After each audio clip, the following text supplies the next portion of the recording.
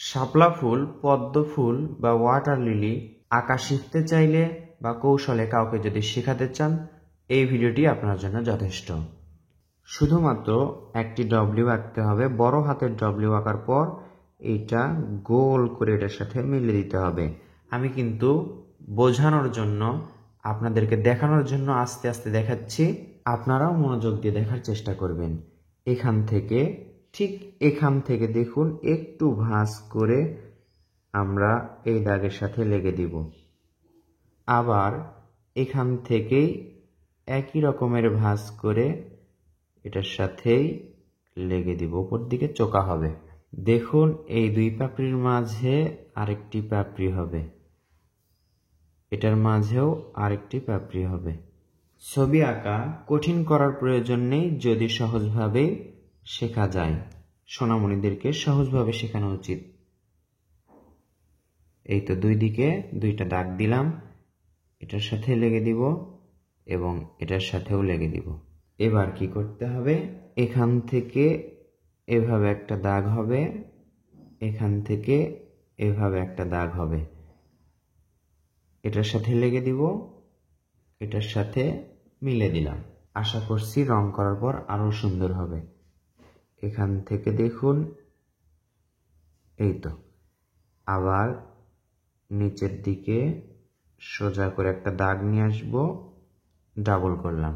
এবার দেখুন, পাতা আঁকাটা অনেকেই কঠিন মনে করে। এখান থেকে সোজা একটা দাগ দিবেন, এটুকু তো দিতে পারবেন। দেখুন, এভাবে ভাঁজ করে এত দূর নিয়ে আসতে হবে। এবার এখান থেকে দেখুন, এটার সাথে মিলে দিতে হবে। পাতা আঁকা হলো কিন্তু। এরপর আবার দেখুন, একই রকম করে এইভাবে, এই তো সুন্দর আরো একটি পাতা আঁকা হলো। আমাদের আর বেশি আঁকার প্রয়োজন নেই। এটাতে যদি রং করা হয় তাহলে অনেক সুন্দর হবে। বেশি আঁকলে কঠিন হয় বা অসুন্দর হওয়ার সম্ভাবনা থাকে। সরাসরি সবুজ রং আমরা পাতায় করলাম। যে কোনো রঙে আপনি রং করতে পারেন, হোক সেটা পেন্সিল রং, প্যাস্টেল রং বা অন্য রং।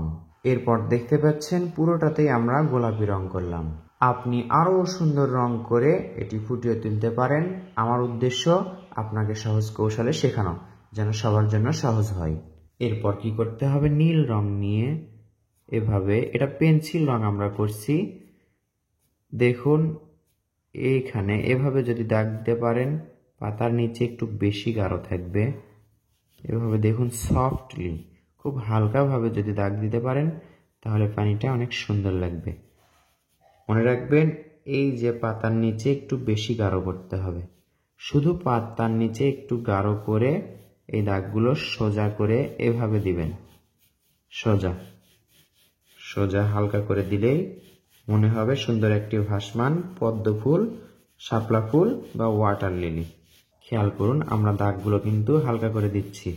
বন্ধুরা, এই রঙের মাঝেই আমরা একটু কথা বলে শেষ করি। সেটা হচ্ছে, প্রতিনিয়ত আপনাদেরকে ড্রয়িং এর ভিডিও দেখাচ্ছি। আপনি হতে পারেন নতুন যদি হয়ে থাকেন তাহলে অবশ্যই আমাদের এই পেজটি বা চ্যানেলটি ঘুরে আসার আমন্ত্রণ রইল আপনাকে। এই তো দেখুন, ঘষে ঘষে হালকা করে পেন্সিল রংটা করলে হালকা হয়। এভাবে করে আমরা পানির দাগগুলো দিলাম। নীল রং বা আকাশি রঙেও আপনি করতে পারেন। আঁকানোর কৌশলটি কেমন লাগলো তা কমেন্ট করে জানিয়ে দিবেন। ধন্যবাদ সবাইকে। আসসালামু আলাইকুম।